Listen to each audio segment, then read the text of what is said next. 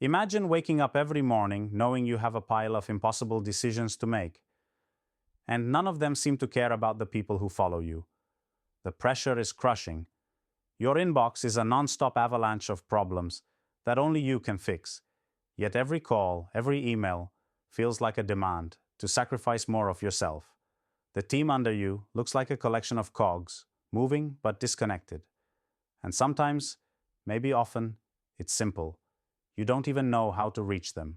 You stand at the helm, expected to be cold, calculated, and unbreakable.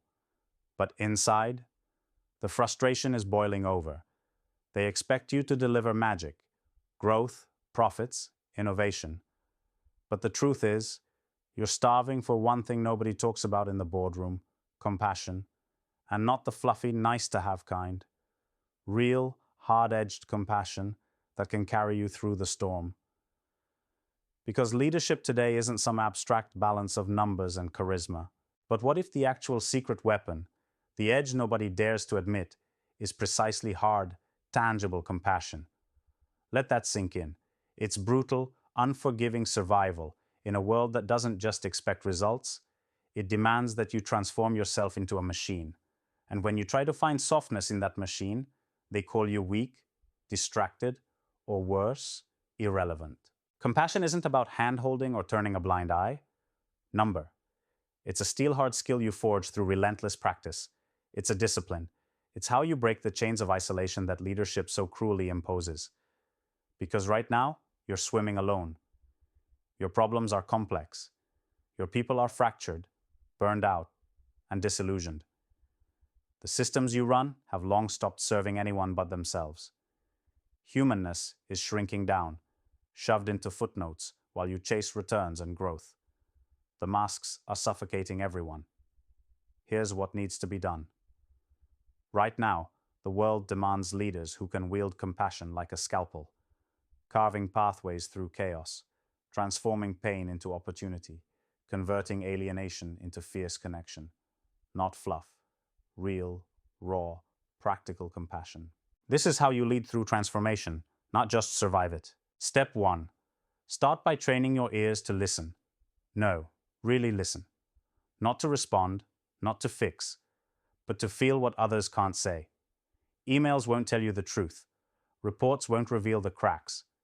Your team's silence and hesitations hide worlds of struggle. You have to become a human radar for their unspoken battles. You do this by stepping off your pedestal. Meet people where they are, not where you want them to be. Ask questions that unearth pain, doubts, and dreams. Then hold the space for that rawness. Don't rush, don't categorize. Feel it with them. That's how trust isn't just built. It's forged in fire. Step 2. Take responsibility for the emotional temperature in your organization. Leaders have this invisible lever, a power often ignored. The mood you bring sets the tone. If you carry fear, pressure, or cutthroat competition like armor, you unleash a nuclear winter among your people. Burnout, mistrust, silence. Instead, embody calm strength. Show vulnerability strategically. Confess where you're struggling, where you don't have the answers. This blows the myth of untouchability to pieces, replacing it with radical authenticity. It's contagious. When you do this, your team knows they can do the same. Compassion starts rising from the inside out. Now, this isn't soft leadership. This is tactical, measured, fierce compassion that aligns behavior with high standards. Set the rules of engagement. Clear, unwavering principles that also allow human errors and learning moments. People don't perform under vague expectations or cold discipline. They thrive in spaces where courage to be candid and compassionate feedback coexist. Your compassion in giving feedback is a tool, not an excuse to avoid conflict. It's what transforms harsh truth into growth fuel, and blame into action power. Step 3. Embed compassion into decision-making itself. When those impossible calls come, layoffs, budget cuts, pivoting direction, don't just crunch numbers. Map out who will be affected emotionally and strategically. Predict the ripple effects, the hidden costs to morale, trust, and loyalty. Then, Design your moves around minimizing harm without sacrificing your goals. This is leadership alchemy, where empathy meets strategic execution. This is what separates founders who destroy teams from those who rebuild them stronger through crises. Here's the truth nobody says. The world around you is designed to isolate leaders, to keep you trapped by fear and illusion, pretending you have to carry the weight alone. But isolation is the enemy.